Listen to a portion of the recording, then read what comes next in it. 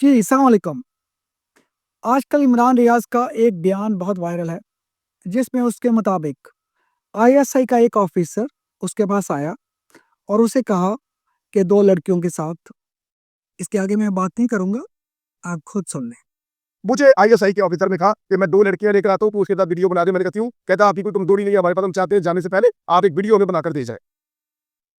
یہ بات سن کر میں شرمسار ہو گیا اور میں اس بات پر یقین نہیں رکھتا ہوں، کیونکہ میرا نہیں خیال ہے کہ کوئی بھی آفیسر اس طرح کی غلط بات کرے گا، اور اگر اس نے اس طرح کی بات کرنی ہے تو وہ ریکویسٹ نہیں کرے گا، وہ کروا کے چھوڑے گا۔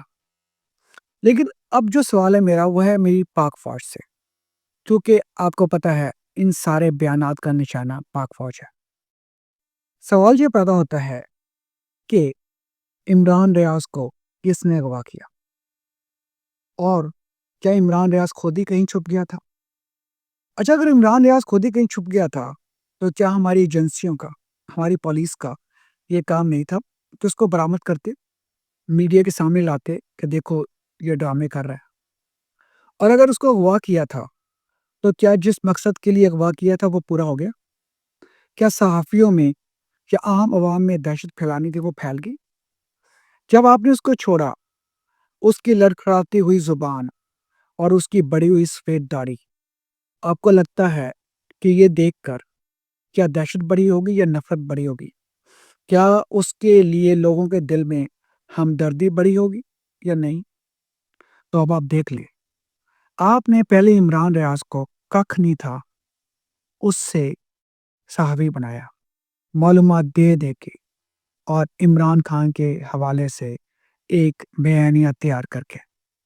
اس کے بعد اب آپ نے اس کو عمران خان کے خلاف کرنے کی کوشش میں ایک اور زندگی دے دی ہے۔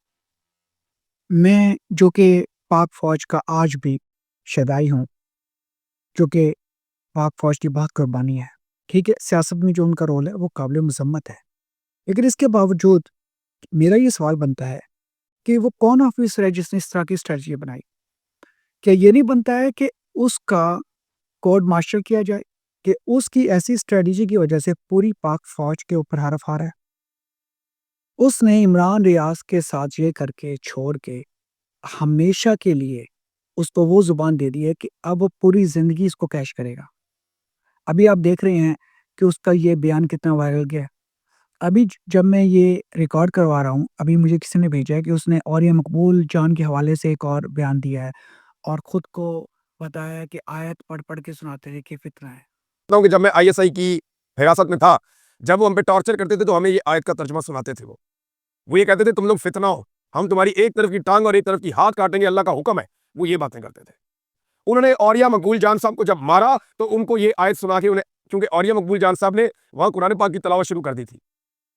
جب وہ اوریہ مقبول جان صاحب پہ ٹارچر کر رہے تھے تو اوریہ مقبول جان صاحب قرآن پاک کی تلاوت کر رہے تھے۔ اب روز وہ اس پنڈورے میں سے کچھ نہ کچھ نکال کے لائے گا، کیونکہ اس کی تو دکان لگی ہوئی ہے، اور ایک ایسی دکان جس کے اندر سے صرف اور صرف اس نے الفاظ بیچنے۔ تو براہ کرم جو بھی بندہ اسٹریٹجی بنا رہا ہے، آج دنیا کتنی آگے چلے گئی ہے، پوری دنیا میں کنسلٹیشن ہو رہی ہے، اور نہیں تو آپ چیٹ جی پی ٹی سے پوچھ لیں، وہی آپ کو اس سے بیٹر اسٹریٹجی بنا کے دے دے گا۔ تو یہ میرا حق بنتا ہے کہ میں آپ سے یہ سوال کروں، اور امید ہے آپ اس حق کو تسلیم کریں گے، اور امید ہے مستقبل میں بہتر اسٹریٹجی بنے گی۔ شکریہ۔